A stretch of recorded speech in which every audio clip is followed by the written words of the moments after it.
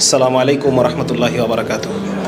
40 minute 35 থেকে 40 minute একটা পরে মাগরিবের আগে আলোচনা আছে। আমি 20 মিনিট শেষ করব আলোচনা করব।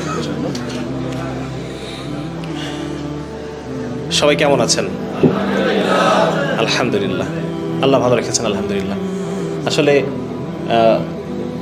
দিনের সাথে যে কোনো নিসবত আমাদেরকে সুখী করে, ঠিক না? হ্যাঁ, যে কোনো দিনই কাজে অংশগ্রহণ, এটার মধ্যে আল্লাহ তাআলা শান্তি রেখেছেন। এটার মধ্যে আল্লাহ তাআলা শান্তি রেখেছেন, দিনের মধ্যেই শান্তি। এবং এই জিনিসটাই আমাদেরকে সারা পৃথিবীতে আমাকে ফেরি করতে হবে নাকি? হ্যাঁ, এই যে হুজাইফা মাহমুদ ভাই যে গান, এই মানে যে নাশিদটা গেলেন কিছুক্ষণ আগে, হ্যাঁ, তুম রুট চুকে দিল টুট চুকা, এইটার বাংলাটা আমাদেরকে খুব, মানে যদি আমরা সবাই বুঝি উর্দু, তাহলে এটা আমাদের অন্তর ছুঁয়ে যাবে।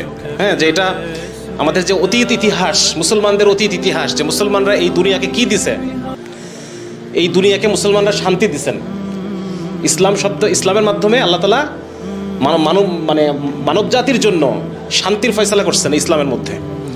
এবং আমরা মুসলমানরা একটা সময় আমরা যখন সারা পৃথিবী শাসন করতাম, তখন সবখানে এই শান্তির, এমনকি কাফের মুশরিক পর্যন্ত এই শান্তির স্পর্শ তারা পাইছে এই ইসলামের কারণে। খ্রিস্টানরা কত শত বছর ধরে ইহুদিদের উপর নির্যাতন করছে। সেখানে এই যে কি বলে, যখন আপনারা জানেন যে 1492 সালে স্পেন থেকে মুসলমানদেরকে বের করে দেওয়া হয়, তাই না? এটা জানেন আপনারা? স্পেন থেকে মুসলমানদেরকে খ্রিস্টানরা স্পেন পুরোটা দখল করে ফেলে। শেষ সাম্রাজ্য ছিল, শহরটা ছিল গ্রানাডা।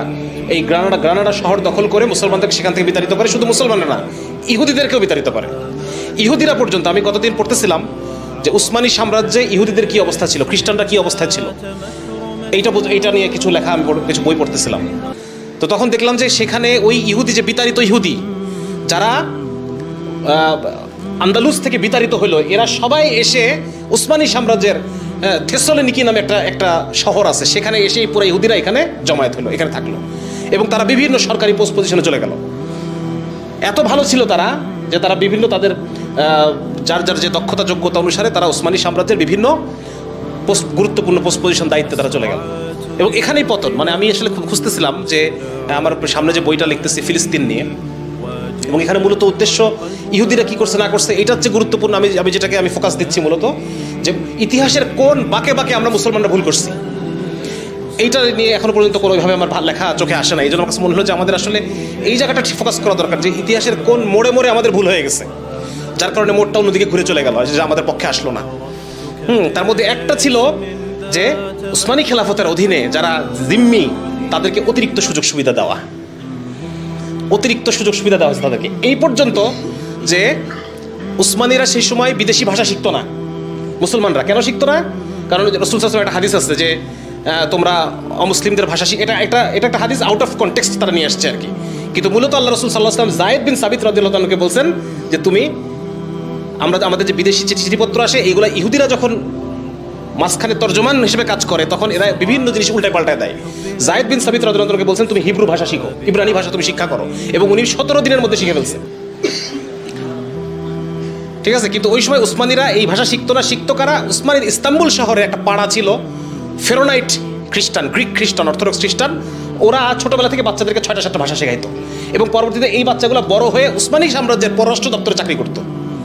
বুঝেন, যত চুক্তি সবকিছু নির্ভর কিসের উপরে? উসমানী সাম্রাজ্যের সাথে ফ্রান্সের, ব্রিটিশের, রাশিয়ার যত চুক্তি, এগুলোর দোভাষী কারা? যে দোভাষী সে ফট করে বদলা দিতে পারে সবকিছু, নাকি? ঠিক এই ঘটনাগুলোই ঘটছে। এবং ওই যে দোভাষীদের যে চিফ, তার ভূমিকা ছিল পররাষ্ট্রমন্ত্রীর মতো। তার মানে ওসমানী সাম্রাজ্যের পররাষ্ট্রমন্ত্রীর দায়িত্ব মূলত পালন করতেছে একজন ইহুদি বা খ্রিস্টান। এইরকম অবস্থায় চলে গেছিল। তার মানে যেটা আমি মূলত বলতে চাচ্ছি, যে এই ইসলাম যে শান্তির ফয়সালা করে সারা পৃথিবী জুড়ে, যে শরিয়ার ভূমির মধ্যে যে শান্তি প্রশান্তি, এইটার প্রভাব অমুসলমানও ভোগ করে, কুকুর বিড়ালও ভোগ করে। একটা হাদিসের মধ্যে আসছে, রাসূলুল্লাহ সাল্লাল্লাহু আলাইহি ওয়াসাল্লাম ইরশাদ করতেছেন যে জালেমের জুলুমের কারণে শুকনাই পাখি তার আপন বাসার মধ্যে ছটফট করে মারা যায়। জালেমের জুলুম শুধুমাত্র মানুষকেই কাবু করে তা না, বরং পশু পাখির মধ্যেও এটা তাসির পড়ে যায়। মুসলমানও এটা কষ্ট ভোগ করতে থাকে। তো যার কারণে ইসলাম আমাদেরকে ওই জিনিস দিছিল, আমরা হারাই ফেলছি। ওই জন্য ওই যে গানের যে কথা, তুম রুট চুকে দিল টুট চুকা আবি ইয়াদ নাও, সারা পৃথিবীতে আমরা ইসলামী সাম্রাজ্য, কৃষ্টি, কালচার, শাসন, হ্যাঁ, এটাকে উদ্দেশ্য করে বলা হচ্ছে যে তুমি এখন আর মানে আর এগুলো স্মরণে এসো না, সেই সোনালী সুদিন আমার মনে পড়ো না, আর দরকার নেই মনে পড়ার, শুধু কষ্ট বাড়ে, মনে পড়ারই দরকার নেই। তো এই জন্য ভাই আসলে মূলত অনেক আলোচনা তো ওলামায়ে কেরাম তো করেই যাচ্ছেন, গত 1400 বছর ধরে আলোচনা হচ্ছে, খেলাফত নাই আজকে 100 বছরের উপরে, 100 বছর ধরে আলেমরা আলোচনা করতেছেন। মাঠের কাজ কোথায় আমাদের? এই যে আপনারা বাংলাদেশ থেকে দূর দূরান্ত থেকে আপনারা ছুটে আসছেন এখানে কিছু ওলামায়ে কেরাম কথা বলবেন, কিছু দায়ীরা কথা বলবেন, সেখান থেকে খোরাক নিয়ে তো আমরা আবার যা তাই হয়ে যাচ্ছি। আমাদের এটা তো ওয়াজ মাহফিলে পরিণত হচ্ছে। এটা কি আপনারা টের পান যে আমরা এই যে আসতেছি বিভিন্ন জায়গা থেকে, এত সভা, এত সেমিনার, এত কিছু, 100টা ছেলে আসে, 100টা ছেলের যারা শুনতে আসে তাদের মধ্যে 5 জনও কাজ করে না মাঠে, অল্প কিছু মানুষ ঘুরে ফিরে এনারাই কাজ করতেছেন। তো যার কারণে আমাদের এই যে দূর থেকে আসা, এই যে বসা, এই যে কথাগুলো শোনা, এটা শুধুমাত্র মানে জাস্ট নিজের মনকে স্যাটিসফাই করার জন্য না হোক। হ্যাঁ, এখানে আসবো, শেখ রহমানী সাহেবকে দেখবো, আরও বড় বড় মানুষরা আসবে তাদেরকে দেখবো, হ্যাঁ, একটা সেলফি তুলবো, তাদের কথা শুনবো, বাসায় চলে যাব, আবার যা তাই হয়ে যাবে, আবার নিজের ব্যবসার মধ্যে, চাকরির মধ্যে ঢুকে যাব। এরকম না হোক, বরং আমাদের এখন মাঠে ময়দানে ছড়ায় পড়া দরকার। মাঠে ময়দানে আপনারা সংগঠন তৈরি করেন, নিজ নিজ এলাকায় ফিরে যান, জিম্মাদারি নেন। আপনার কাছে মনে হতে পারে যে না আমি পারবো না, এরকম আমি পারবো না যে মনে করবে তাকে আল্লাহর পক্ষ থেকে সাহায্য করা হবে। যে ব্যক্তি কোনো দায়িত্ব চেয়ে নেয় না, হ্যাঁ, কিন্তু তাকে আল্লাহর পক্ষ থেকে সাহায্য করা হয়। এই জন্য আপনারা এখানে মনে করেন না যে আমার দ্বারা হবে না, আপনার দ্বারাই হবে, আপনার দ্বারাই হবে। আপনি এলাকায় যান, যুবকদেরকে সংগঠিত করেন, সংগঠন তৈরি করেন, দাওয়াতের ময়দানে ঝাঁপায় পড়েন, মানুষের মধ্যে আপনার নিজের চাহিদা তৈরি করেন, ইসলামের চাহিদা তৈরি করেন, শরিয়ার চাহিদা তৈরি করেন। এটাই আমাদের এখন কাজ। দুঃখের বিষয় হচ্ছে ব্রিটিশ চলে গেছে 47 সালে, কিন্তু এখনো পর্যন্ত আমরা ইসলামের যে মোকাম্মেল দাওয়া, এই পরিপূর্ণ দাওয়াতি কোনো জিনিস প্রজেক্ট আমরা উপস্থাপন করতে পারি না মানুষের সামনে এখন পর্যন্ত। আপনারা বলবেন যে হ্যাঁ তাবলিগ তো কাজ করতেছে, হ্যাঁ তাবলিগ আসমানের উপরে জমিনের নিচে, জমিনের উপরে কি হবে ইসলাম কায়েম হলে? এটা কোথায় আছে? এটা কে দেয়? এই দাওয়াত কে দেয় বলেন আমাকে? এই দাওয়াত কোথায়? তাহলে ইসলামের যে পরিপূর্ণ, রসুল সাল্লাল্লাহু আলাইহি ওয়াসাল্লামের আপনি যদি হায়াতুস সাহাবা পড়েন দেখবেন আল্লাহ রসুল দাওয়াত দিচ্ছেন, হে অমুক তুমি ইসলাম গ্রহণ করো, হে কুরাইশ তোমরা ইসলাম গ্রহণ করো। সমগ্র আরব এবং আজমকে তোমাদেরকে আল্লাহ তাআলা পায়ের নিচে দিয়ে দেবেন, সমস্ত আরব তোমাদের নেতৃত্ব মেনে নেবে এবং সমস্ত আজম তোমাদেরকে কর দিতে বাধ্য হবে। দুনিয়া না, এটা আর কি? সুতরাং ইসলাম শুধুমাত্র কবরের মাটির নিচে আর আসমানের উপরেই না, ইসলাম দুনিয়ারও। দুনিয়াতে ইসলাম কায়েম হলে কি পাবা তুমি, এই বিষয়গুলো নিয়ে আমাদেরকে বিস্তারিত আলোচনা করতে হবে। আমাদের প্রত্যেকটা মানুষের সাথে, ব্যবসায়ীদের সাথে, গার্মেন্টসের যারা কাজ করে তাদের সাথে, সমাজের প্রত্যেক তবকার সাথে আমাদের আলোচনা করতে হবে এটা নিয়ে। যুবকদের সাথে, নারীদের কাছে এটাকে পৌঁছাইতে হবে, শিশু বাচ্চাদের কাছে এটাকে পৌঁছাইতে হবে এবং তাদেরকে বোঝাইতে হবে যে ইসলাম ছাড়া আর কোনো সমাধান নাই। কিন্তু এটার জন্য কাজ করতে হবে। আমরা যে এই যে সেমিনার হচ্ছে বিভিন্ন জায়গায়, আমরা দৌড়ায় যাই, ছুটে যাই, কিন্তু এরপরে তো কাজের সময় আর কাউকে পাওয়া যাচ্ছে না ভাই। এটা যেন না হয়, ঠিক না? ইনশাল্লাহ আপনারা এখানে যারা আজকে আসছেন, আপনারা প্রত্যেকে নিয়ত করেন যে আমি অবশ্যই আমার এলাকায় গিয়ে দল গঠন করে আমি কাজ করব। কি কি কাজ করব এই বিষয় নিয়ে বিস্তারিত আলোচনা, অনলাইনে অনেক আলোচনা আছে, আমাদের অ্যাক্টিভিজম ল্যাবে বিস্তারিত আলোচনা আছে, ওলামায়ে কেরাম আলোচনা করতেছেন, শেখ রহমানী সাহেব দিক নির্দেশনা দিচ্ছেন, বিভিন্ন জায়গায় কাজ করার সুযোগ আছে। এই কাজগুলোতে আমাদের ঝাঁপাই পড়তে হবে। আপনার দিনের মধ্যে একটা অংশ, আপনার বেতনের মধ্যে একটা অংশ, আপনার সুস্থতার মধ্যে, শরীরের শক্তির মধ্যে একটা অংশ অবশ্যই আপনি এই দিনের কাজে লাগান, দাওয়াতের কাজে লাগান। এবং সেই দাওয়াতটা হবে পরিপূর্ণ দাওয়াত, ঠিক না? একটা অংশ বিশেষ না। ইসলামটাকে পরিপূর্ণভাবে আমরা মানুষের কাছে উপস্থাপন করবো। ইসলামী রাষ্ট্র, ইসলামী পরিবার, ইসলামী সমাজ, ইসলামী বিচার ব্যবস্থা, ইসলামী অর্থনীতি, এই সবগুলোর বিষয়গুলো আমরা মানুষের উপস্থাপন করতে চাই, ঠিক আছে ইনশাল্লাহ। এবং দ্বিতীয় যে বিষয়টা সেটা হচ্ছে যে আল্লাহর সাথে সম্পর্ক। ভাই, এই আল্লাহর সাথে সম্পর্ক না হলে পরে আমরা কোনো কিছুই করতে পারবো না। এটাকে আমরা খুব অবহেলা করতেছি, আমাদের যুবক ভাইরা অবহেলা করতেছে এটাকে। দেখা যাচ্ছে আমরা এই যে বিভিন্ন যারা পরিচিত মুখ, খ্যাতিমান, ওনাদের বিভিন্ন মজলিসে আমরা উপস্থিত হচ্ছি, এ ব্যাপারে কোনো সমস্যা নাই। অনেকে দেখা যাচ্ছে যে আমরা দাওয়াতের কাজও করতেছি, বিভিন্ন বুদ্ধিবৃত্তিকভাবে আমরা ইসলামটাকে বোঝার চেষ্টা করতেছি, কিন্তু আল্লাহর সাথে সম্পর্কের জন্য যে আমলগুলো আছে, এই আমলগুলোতে আমাদের কমতি আছে দেখা যাচ্ছে। আমাদের সকাল সন্ধ্যার জিকির নাই, আমাদের প্রতিদিনের কোরআন তেলাওয়াত নাই, আমাদের রাতের তাহাজ্জুদ নাই, তাহাজ্জুদের শেষ রাতে হাত তুলে আল্লাহর দরবারে কান্নাকাটি নাই। আল্লাহর সাথে যদি সম্পর্ক না হয় ভাই, তাহলে আমাদের এই সমস্ত ওঠা বসা, এই সমস্ত দৌড়াদৌড়ি, এগুলোর দ্বারা ওই ফায়দা আসবে না যেটা আমরা চাইতেছি। আল্লাহর সাথে সম্পর্ক লাগবে। আল্লাহর সাথে সম্পর্ক, আমাদের অনেক ভাই আছেন দেখা যাচ্ছে যে এই যে দেখবেন যে এই সমস্ত জুলুম অত্যাচারের বিরুদ্ধে চোখে চোখ রেখে কথা বলতেছে, এটা আল্লাহর সাথে সম্পর্ক না হলে হবে না এটা, ঠিক আছে না? এই জন্য ভাই আমরা এটা খুব গুরুত্বপূর্ণ। এক নম্বর হচ্ছে যে আমরা বসে না থেকে, অনেক কথা হয়ে গেছে, কথা শেষ, কথা যা ছিল সব শেষ, নতুন কোনো কথা নাই, এখন কাজ লাগবে, আমাদের মাঠে কাজ লাগবে। মাঠে প্রত্যেকটা মানুষের কাছে, আত্মীয় স্বজন, বন্ধু বান্ধব, দোকান হাট বাজার, সবার কাছে ইসলামের যে বক্তব্য, এই দাওয়াতটা সবার কাছে পৌঁছাতে হবে, 1 নাম্বার। 2 নাম্বার হচ্ছে এটার জন্য আমরা দল গঠন করব, যুবকদের মধ্যে সমমনা যুবকদের দল গঠন করে আমরা মাঠে ময়দানে নেমে পড়বো। 3 নাম্বার হচ্ছে যারা মুরব্বী আছেন, কাঁচা পাকা দাড়ি যাদের আছে, তারা কি করবেন, তারা এই যুবকদেরকে বিভিন্ন সামাজিক চাপ থেকে আপনারা রক্ষা করবেন, বিভিন্ন অর্থনৈতিক বিভিন্ন প্রয়োজন যেগুলো আছে এইগুলো আপনারা এই যুবকদেরকে আপনারা মেটাবেন, যাদের ব্যবসা বাণিজ্য, যারা এখানে পাকা দাড়ি, আধা কাঁচা পাকা দাড়ি মিশানো যারা আমরা আছি, আর জোয়ানরা মাঠে ময়দানে কাজ করবে। 3 নম্বর হচ্ছে নিজের মধ্যেকার আল্লাহর সাথে যে আমার সম্পর্ক, রুহানিয়াত, এই সম্পর্কটা টেক কেয়ার করতে হবে, এই সম্পর্কটা যেন উত্তর বাড়ে।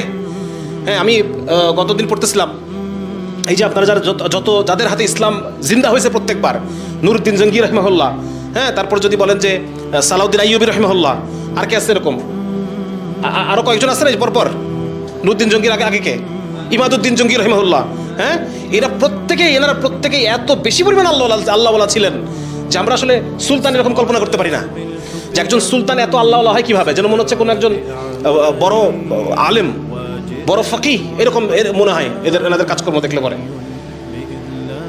এনাদের ইবাদত বন্দিকে দেখলে। আপনারা পড়েন, রাগিব সারজানির একটা বই আছে, ফিলিস্তিনের পুরো ইতিহাস, ওইখানে এনাদের ক্যারেক্টারগুলো বর্ণনা করা আছে। আল্লাহওয়ালা লোক ছাড়া আল্লাহ তাআলা বিজয় দিবেন না, বুঝছেন ভাই? হ্যাঁ, এই জন্য আমরা যদি ক্ষমতায়, মানে যিনি ক্ষমতায় অধিষ্ঠিত হবেন, তাকেও ওই একজন পীর বুজুর্গের মতো আল্লাহওয়ালা হইতে হবে। হ্যাঁ, সুতরাং আমরা যদি মনে করি যে আমাদের মধ্যে রুহানিয়াত, এটার জন্য সময় দিতে পারতেছি না, বাকি অনেক কিছুর জন্য সময় দিচ্ছি না, এটা হবে না, বরং আমাকে আল্লাহর সাথে সম্পর্ক গঠনে আমাকে বিশেষ যত্নশীল হইতে হবে। 4 নম্বর যে জিনিসটা, সেটা বলে আমি শেষ করে দেবো, সেটা হচ্ছে যে আমাদের এটা, যেহেতু আমরা বিভিন্ন কি বলা যায়, আমরা এই বাংলাদেশ ভূখণ্ডে আমরা মুসলমানরা মজলুম নাকি? হ্যাঁ, গত 1 মাসের ঘটনা কি বলে আমাদেরকে, বলেন? আমাদের জানের কোনো দাম নাই, আমাদের সম্পদের কোনো দাম নাই, আমাদের ইজ্জতের কোনো দাম নাই।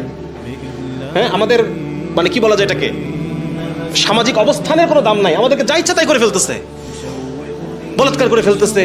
হ্যাঁ, আমাদের কন্যা সন্তানদের ইজ্জতের কোনো দাম নাই, আমাদের সামাজিক মান সম্মানের কোনো দাম নাই, আমাদেরকে যা ইচ্ছা তাই করা যায়, হুমকি ধামকি দিয়ে যা ইচ্ছা তাই করে ফেলতেছে। সুতরাং এই ভূখণ্ডে আমরা নির্যাতিত, আমরা মজলুম, এটা 1 নম্বর। 2 নম্বর হচ্ছে যে যখন নির্যাতিত আমরা যখন মজলুম, তখন এইটার প্রতিবাদে আমরা সবসময় একটা প্রতিবাদী মোডে থাকি, ঠিক কিনা? এই প্রতিবাদী মোডের কারণে দেখা যাচ্ছে আমাদের প্রবলতা কাজ করে, আচরণের মধ্যে কি কাজ করে, এটা ঠিক আছে এক পর্যায়ে, কিন্তু যখন আপনি দাওয়াতি ময়দানে যাবেন, মানুষের কাছে যখন আপনি গায়ে হাত দিয়ে ইসলামকে বোঝাবেন, সেই জায়গায় আমাদেরকে আখলাক প্রদর্শন করতে হবে। কি করতে হবে বলেন? হ্যাঁ, এই ধরেন যে যারা তহুত, এরা তো ইসলামের দুশমন, এ ব্যাপারে কোনো সন্দেহ নাই, কিন্তু যে মানুষটাকে আপনি ইসলাম বোঝাতে যাচ্ছেন, যারা আপনার মাদউ, হ্যাঁ, যে মানুষটা মানে কি বলা যায় এটাকে, সে আল্লাহ রসুলকে মহব্বত করে, আবার দেখা যাচ্ছে সে ব্যাংকের সাথে কারবারের সাথে জড়িত। আসলে অধিকাংশ মানুষই তো এরকম নাকি? আমরা এখানে সমাজের কয় পার্সেন্টের আমরা প্রতিনিধিত্ব করতেছি? 5%ও না। ওলামায়ে কেরাম আর দিনদার জেনারেল শিক্ষিত যারা আছে, কয় পার্সেন্ট আমরা? 5% হবো না এই সমাজের। বাকি যে 95% মানুষ, 95% ধরেন যে একদম কাট্টা সেকুলার, আর মাঝখানের যে 90% এরা হচ্ছে আমাদের দাওয়াতের ময়দান। এনাদের সাথে যখন আমরা কথা বলবো, এরা তো বোঝে না সব কিছু।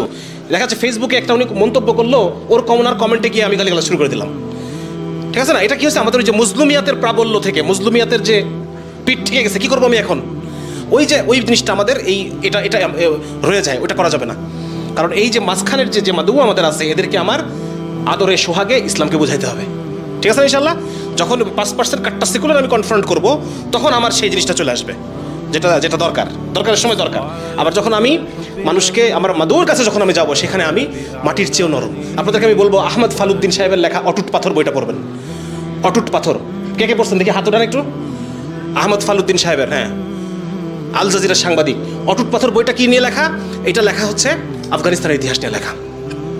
আফগানিস্তানের বিস্তারিত, আমেরিকা পালায় যাওয়ার পর থেকে কি ঘটনাগুলো ঘটছে আফগানিস্তানে, এগুলো উনি বর্ণনা করছেন, ঠিক আছে? এবং একই সাথে ওই 2001 সাল থেকে শুরু করে এই ঘটনাগুলো আছে। হ্যাঁ, অটুট পাথর মানে আফগানিস্তানকে উনি বলতেছেন পাথর, আফগানিস্তানের মানুষগুলোকে বলতেছেন পাথর, মোল্লা উমর রাহিমাহুল্লাহকে বলতেছেন পাথর, এরা সব পাথর এক একজন। তো ওইখানে দেখবেন যে কি আখলাক। হ্যাঁ, বলতেছেন যে বাগরাম এয়ারবেজে আমেরিকান সৈন্যরা স্থানীয় আফগান যারা আসতেছে এটাকে চটথাপ্পড় মারতেছে, ধাক্কা দিচ্ছে, বের করে দিচ্ছে। আর আমাদের তালিব ভাই যারা আছে বাইরে একটু কাছাকাছি, মানে তখন তো সেটেল হয়ে গেছে, যেটা চলে যাবে, তখন আর তো যুদ্ধ নাই মানে নিজেদের মতো আমেরিকা এবং তালেব ভাইদের মাঝে। তো দুজন পাশাপাশি আছে, এয়ারপোর্টের ভিতরে আমেরিকান সৈন্য, এয়ারপোর্টের বাইরেই তালেব ভাইরা আছে, কেউ কাকে গুলিগুলি করতেছে না।